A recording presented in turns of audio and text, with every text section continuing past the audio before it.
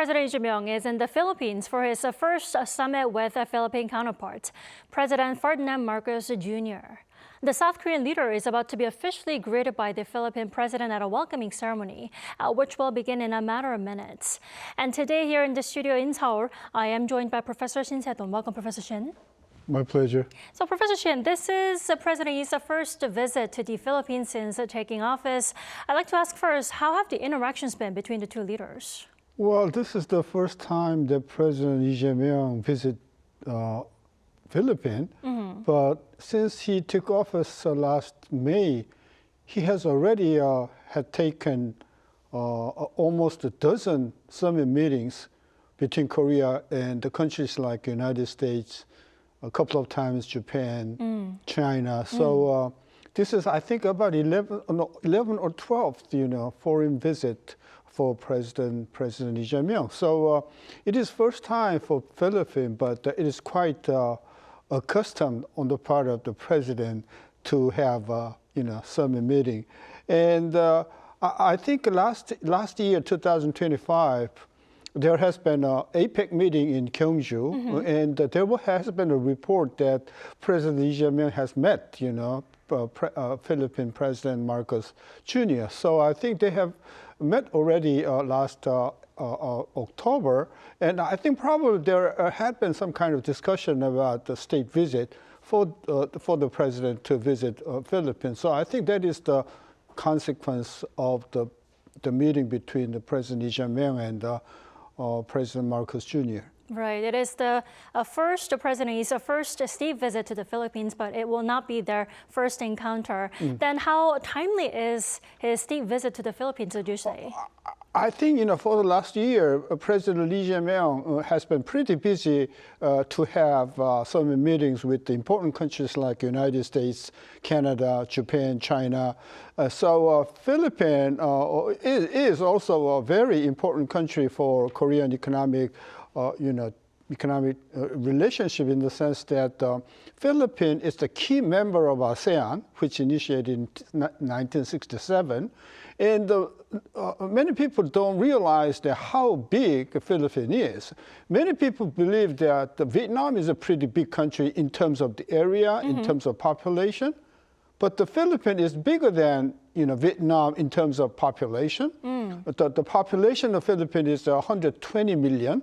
And Vietnam is 100 million, so about 20% bigger than Vietnam in terms of population. In terms of the land size, the Philippines, although it has been scattered with thousands of islands, but the total mass of Philippines is almost as big as Vietnam. So we have to remember that Philippines is a very big country. So in that sense, I think the Philippines can be a very important Korean market. And that's why I think this time, when he visited Singapore, I think he decided to visit the Philippines, because the Philippines is very important for future of Korean economy. Indeed. It's been less than a year that President Lee took office, so it's about time that he visits the Philippines now. Exactly. Yeah. Then how far back do relations between the two countries go? Oh, it's been pretty long, Right. When Korean Republic of Korea initiated in 1940, I think 9, it was Philippines who recognized Korean government first. I think among the top country that recognized Korean government. So it goes back to 1949.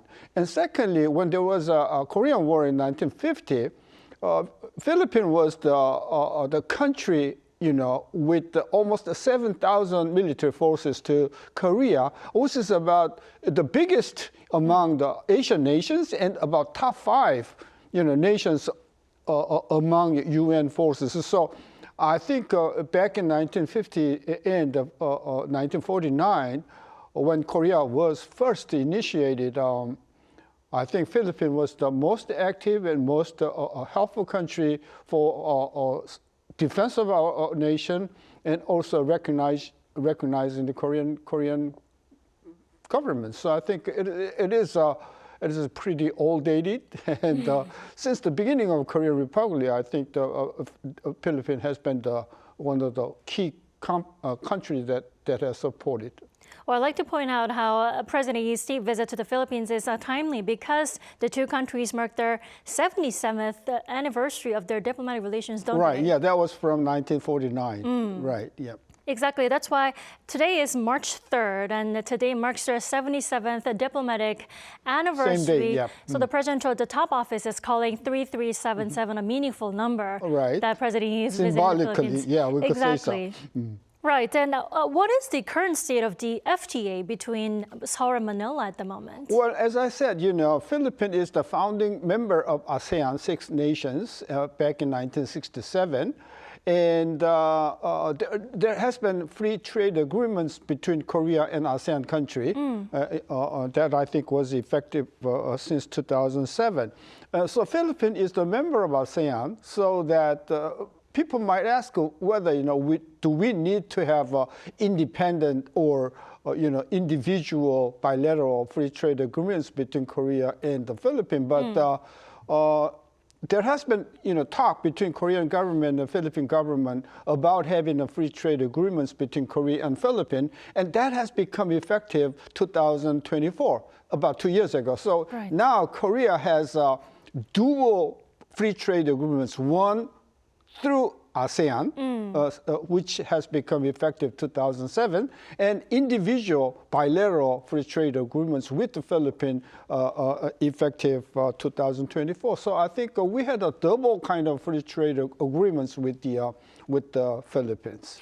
Then do you think if there's any area that the Philippines might be looking to revise specifically this time? Well, unfortunately, Philippines has been richer than Korea back, I think, in 1950s and 1960s, right? Yes. But now, I found out that the per capita GDP of Philippines is about 1/10 of Korea. 1/10. And the population is about twice. So I think we could say that Philippines is not as rich as it used to be back in 1950s. So I think Philippines needs, help from almost all area, And the only comparative advantage that Philippines has right now, I think, is in agricultural area. So, I think we could help from, Philippines in agricultural products by importing, many tropical fruits and vegetables. And in the manufacturing side, I think in almost all areas we could be of help to the country Philippines. And so I think Philippines needs money, technology, and those kind of manufacturing products. So I think Korea could be a good help to Philippines, and also for the part of Korea. As I said, the population is 120 million, which is about twice the size of Korea. So it could be a good, market for Korean products. Labor. So mutually beneficial for the relationship between Korea and the Philippines. So Philippines is more advanced in terms of agriculture, but South Korea has a lot more to offer, right? Right. Then how close are the two countries as trading partners? So let's talk about trade. Well, I figured that, the annual exports to Philippines a year, 2025, is about 12 billion. 12 billion. 12 billion is about less than 2%. And we import from Philippines, which is about 3.5 billion, which is about less than 1%. So practically saying that, trade between Korea and Philippines has been almost non-existent. Not very active. Yeah, no more than 2%. So I think there's plenty of room. As I said, the trade between Korea and Vietnam is huge, right? And with the same size of the landmass and almost the same population, Philippines, we could have a pretty much potential for mutually beneficial trade between Korea and the Philippines. I think that is the potential the Korean government and the President Lee Jae-myung is looking into by developing, a closer relationship with the Philippines. Well, Professor Shin, I do understand that the Philippines has a lot to acquire from South Korea. Right. Now, one area that the Philippines is deeply interested in is the defense industry. Now, why is defense industry so important to the Philippines to begin with? Historically, like Korea, Philippines has been the colony of, many foreign countries. The United States has been the colonizer, and before that, about 300 years of the Spanish colonization. So, Philippine people are very sensitive about self-defense. That is one thing. Second thing is that there has been the de facto, after American forces left Philippines decades ago, that there has been constant kind of pressure from China.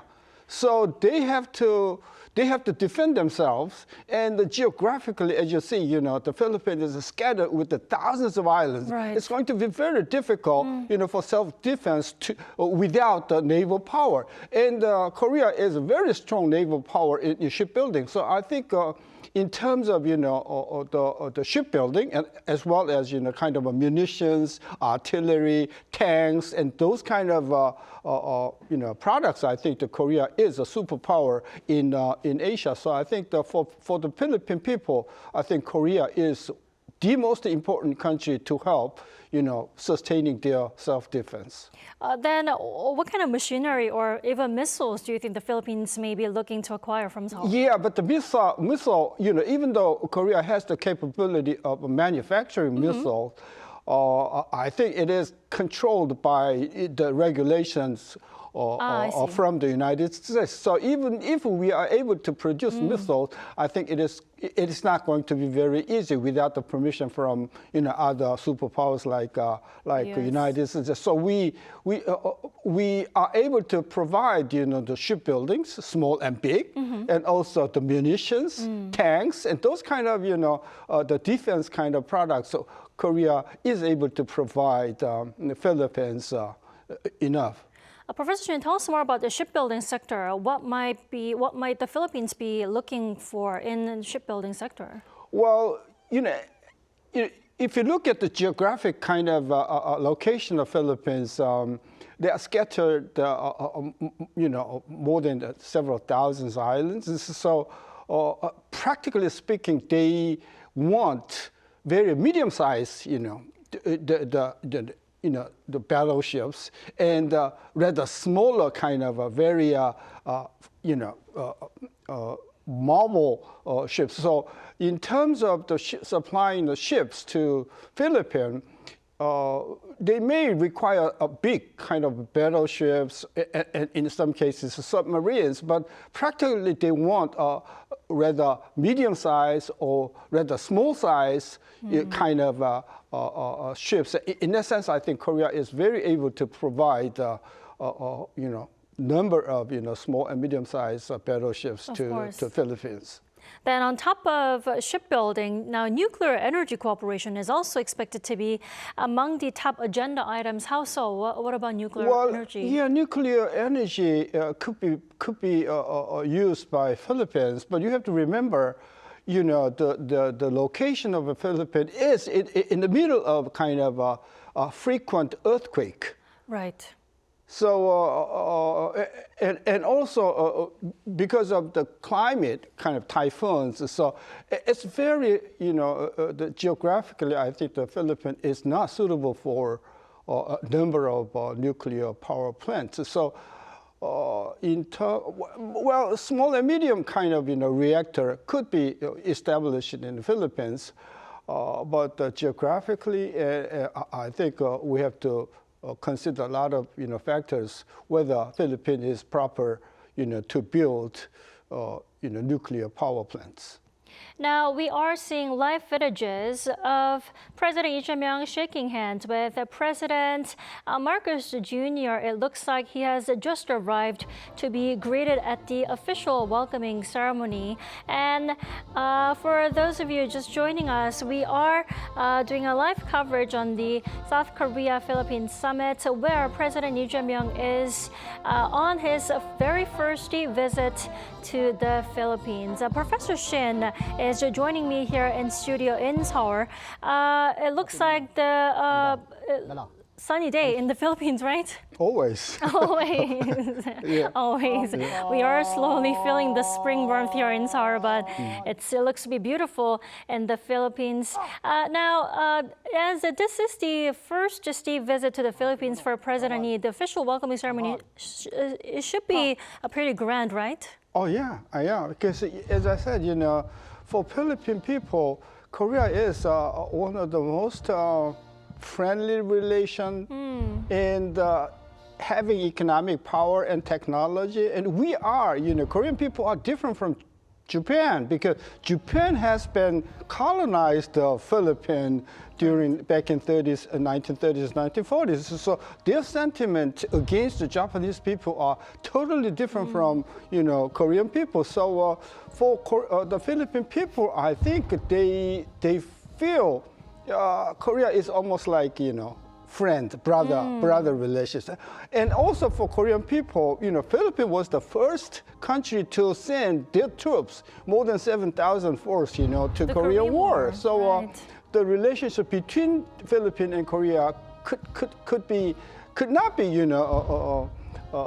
difficult. So in that sense, I think the, Korea and the Philippine relationship could be a lot stronger. And so far on the part of Korea, we've been emphasizing, America, Japan, China. So in some sense, we have been neglecting kind of Philippines so far, right? So I think this is a good time to, develop a closer relationship with the potential, with the Philippines because Philippines has a huge potential for Korean market, and building, future together. Well, then, now I have to mention how President Lee Jae-myung stopped by Singapore for his first state visit to Singapore ahead of his Philippine state visit. Now there, he couldn't stress enough how important AI is. And I'm sure AI will be among the top items to be discussed at the summit today. What kind of cooperation can we look forward to in this sector specifically? I think Philippines has almost zero background in AI. And compared to other countries, I think Korea has the manpower in AI. Also, we have manufacturing base to produce computers, semiconductors. So for the people in Philippines, I think Korea could be a substantial help in building semiconductor plants and educating the Philippine people in AI areas. So I think they have a lot more to learn and acquire from Korea rather than we can get from the Filipinos in the areas of AI. So I think the Korea and the Philippine government could come up with a very mutually helpful mutually beneficial kind of agreement in the area of AI. Right, because cooperation is not just about acquiring from someone else. It's also about giving and sharing and advancing together, right? Well, then, now I do have to talk about infrastructure. Right. And this is an area that the Philippines may be excited for, right? Oh, yeah, because, I think if you go the Korean Peninsula down to the south, there are a number of small islands which has not been connected with the bridges. Right. And now we are building bridges. We call it yeonnyukgyo, right? And they need thousands of yeonnyukgyo for the transportation. So in that area, Korea has a technology, has a money, and techniques. So I think Korean construction company could build hundreds of the yeonnyukgyo land connecting bridges, right? I think that is one of the most important area. And also we Korean companies have the comparative advantage in building railroads, including those shipbuildings. So in terms of transportation infrastructure, Korea has the technology, has the finance, and the manpower. I think they could be a great help to the people in the Philippines. Well, the Philippines is the very first country in Southeast Asia that we established the diplomatic relations with. Then how are South Korea and the Philippines similar as a regional powers, would you say, Professor Shen? As I said, we thought that the Philippines is first a very poor country, very small country, which is not the it's case, not. right? So Philippines has a huge, about twice the size of the Korean population, and land mass is about 3 times. The only fact is they are poor. They have enough people, enough, the land mass, but the only problem is they don't have the technology and money. Korea has the technology and and the money. So I think mutually beneficial in the sense that we could provide finances, we could provide this, the technology to make the Philippines is one of the strong, powerhouse in Southeast Asia, like Vietnam has been developing for the last 2 decades. So that, I think, is the goal that President Marcos Jr. is looking ahead, just following the path of Korean economic development for the last 5 decades. I see. Then a lot deeper cooperation is expected between the two sides. And what kind of geopolitical meaning could collaboration between the two countries have in Southeast Asia?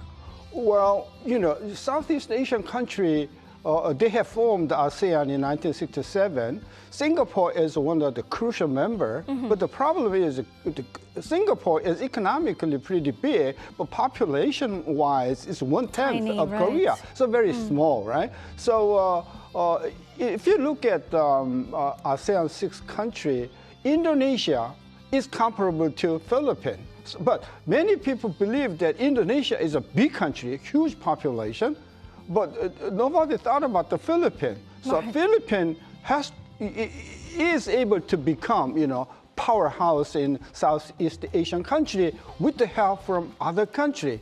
And that country cannot be China, the Japan, because the traditionally, Philippine people are very have an anxiety against Japan. So Korea is the right country, right people to have mutually beneficial cooperation. So we could help Philippines, and also we had in the past help from assistance from Philippines back in 1950s, sending the forces to Korea. So we should not forget how thankful they were. So I think it's kind of a paying back to Philippines and also Philippine people. If you look at the history, very similar, long period of a colonialship, right, and persecuted by the colonial countries. So I think there are many common factors between Korea and the Philippines, and it could be a good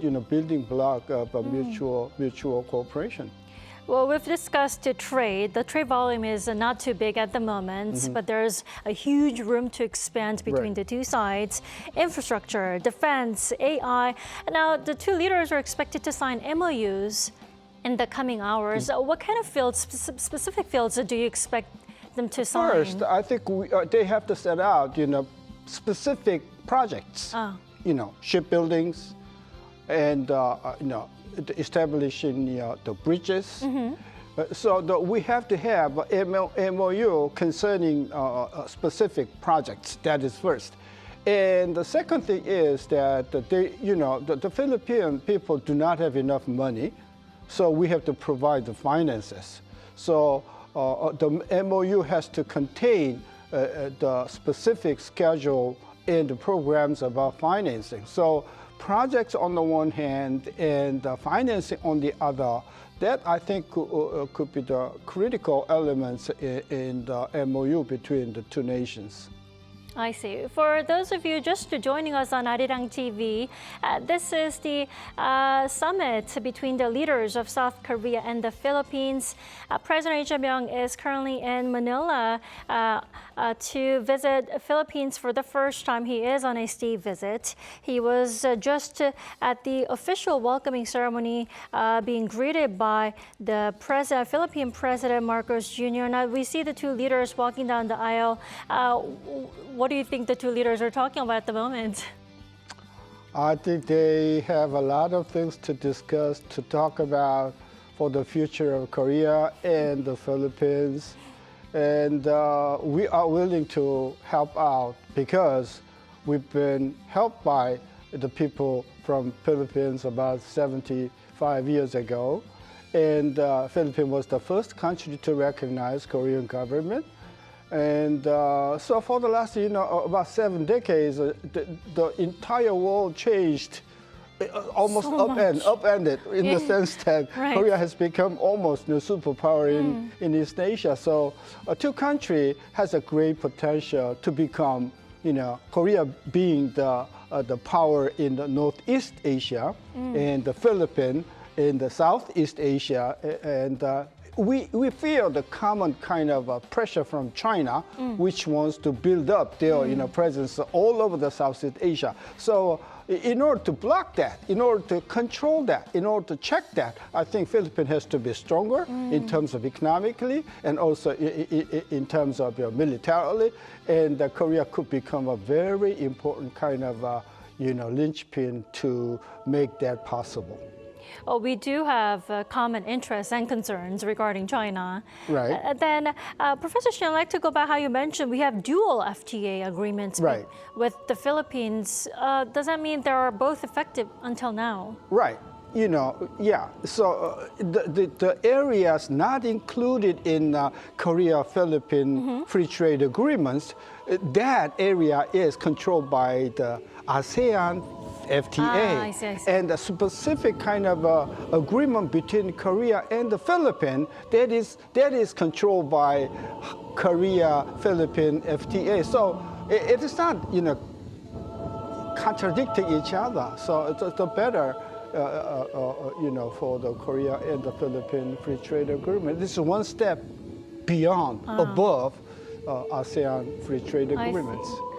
It looks like the Philippine side has prepared the Korean traditional song Arirang to President Yi and the First Lady Kim Hye-kyung. It sounds beautiful, even though it should be not their first language, right? Arirang was national anthem before this national anthem become official. Right. So for Korean people, the Arirang is almost like a national anthem. It really is. Right. 2 days ago, there was a Samilja ceremony in our church.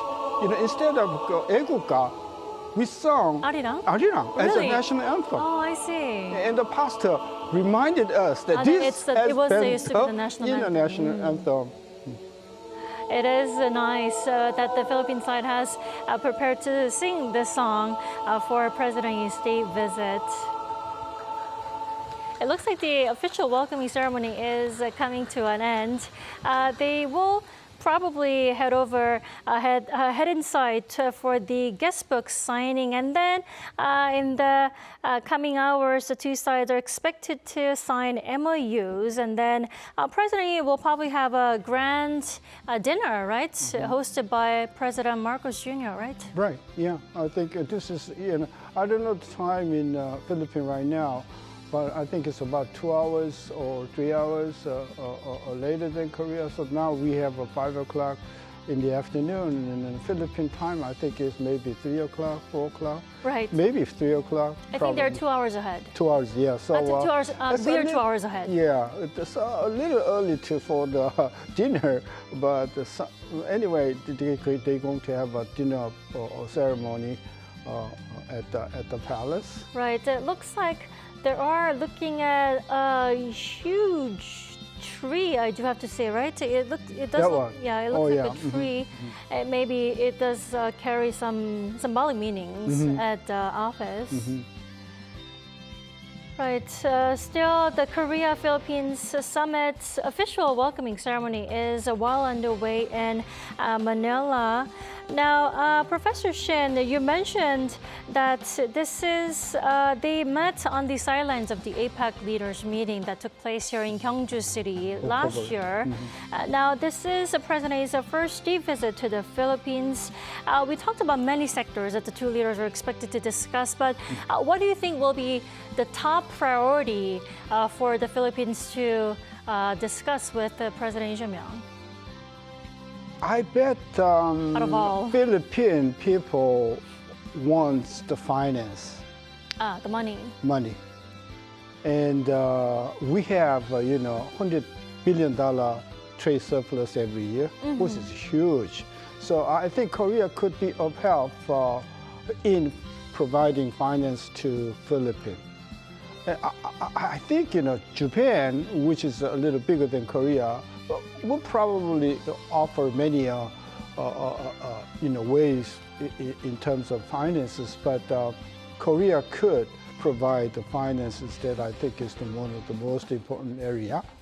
I mean, it would be lovely for South Korea to directly give money to the Philippines, but what are some of the ways that... Not usually. We provide the money just not for the sake of money, but providing money through investments, for projects, the projects, right? Like shipbuildings or building bridges or roads, right? So I think I don't know what is the the highest priority on the part of the Philippine government, but probably about infrastructure and also the shipbuilding. As I said, for their national defense, I think battleship I think is very crucial for their self-defense. So in that area, I think it's a number of areas possibly Philippine governments are asking, for Korean help. So the headache on the part of Korean government is, where do we put the priority among number of areas the Philippine governments are asking us for help. I see. Then let's go back to defense cooperation. Do remind us why defense cooperation is so crucial for the Philippines. Yeah, because as I said, the Philippines is a very strategic area. That's why American forces have been stationed Philippines to the protection of Southeast Asia in an area. And as Vietnam has fallen to communist country back in 1970s, United States stepped back from, so they moved all the marine kind of naval base from Philippines. So there has been a vacuum in America's defense in the Southeast Asian area. So now with the kind of pressure from China, I think the Philippine people are beginning to realize that it is very important to defend their nations, right? So in that sense, I think the Philippines wants kind of a naval force, and one of the countries could provide that naval force, I think, is Korea. So I think it is a good combination between Korea and the Philippines in building up naval force in the Philippines, and that I think is the very good for America, because America now feels that kind of a vacuum in defending Southeastern Asia, and they could not come, back to the Philippines, but that vacuum is filled by Korea. I think that is more than welcome for American government, for Korea to help Philippines in building naval power. Well, ahead of President Yi's state visit to the Philippines in Singapore, President Lee Jae-myung said South Korea and Singapore launched this AI alliance where they are going to put 200 to 300 million US dollars so that firms, institutions, and young people can discuss and just work on AI solely. Do you think some sort of a fund like that could be created in... 200 million? Yeah. I think 300 million, I think. Still, not billion. Not billion, million. It was million. It was million. It's such a small amount. I know. Regarding the size of Korea. So $200-300 million, fund or whatever, it's very negligible. It's not a grand, it's kind of symbolic, kind of right. gesture. But the Korea relationship with the Philippines cannot be centered upon AI, because in terms of AI, Philippines has almost nothing. We are people, manpower, infrastructure. So they want to they want us, to educate the people, college students in Philippines, to send them back to Korea to train in AI. That might be a very important kind of a way of cooperation. But in my opinion, Korean-Philippine relationship will be centered upon shipbuilding and the bridge building, railroad building, and the financing, those buildings. Because now Korea, the construction company is having difficulty. So I think that's a good area. And it looks like the President Lee Jae-myung and President Marcos Jr. are about to deliver remarks ahead of their summit. We'll come back afterwards.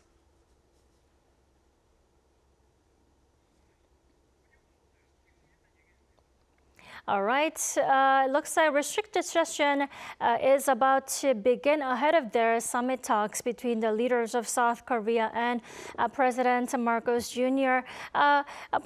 Professor Shin, they are about to deliver their first official remarks. What do you think they're expected to speak? Well, mutual cooperation. Mutual cooperation in trades, mutual cooperation in investment, mostly financed by Korean funds and Korean banks. So also, I think if I am the government official of the Philippines, I think I will ask Korean government to educate their students, sending them to Korean universities, learning them, in AI area, technology. So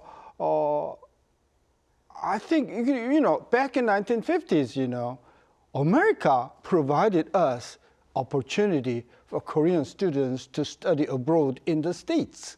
That has been the foundation of Korean development. So in that sense, I think Korea could give, precious opportunities for Philippine students to study in Korean universities. I see. So they do have the people, especially young people, that need to be educated in AI, shipbuilding, and more advanced technologies. Now, it looks like they just went into their summit talks.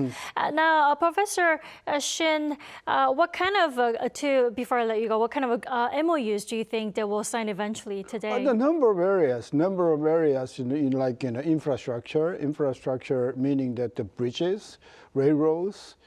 And also, I think there should be some element about the shipbuilding, cooperation in the shipbuilding.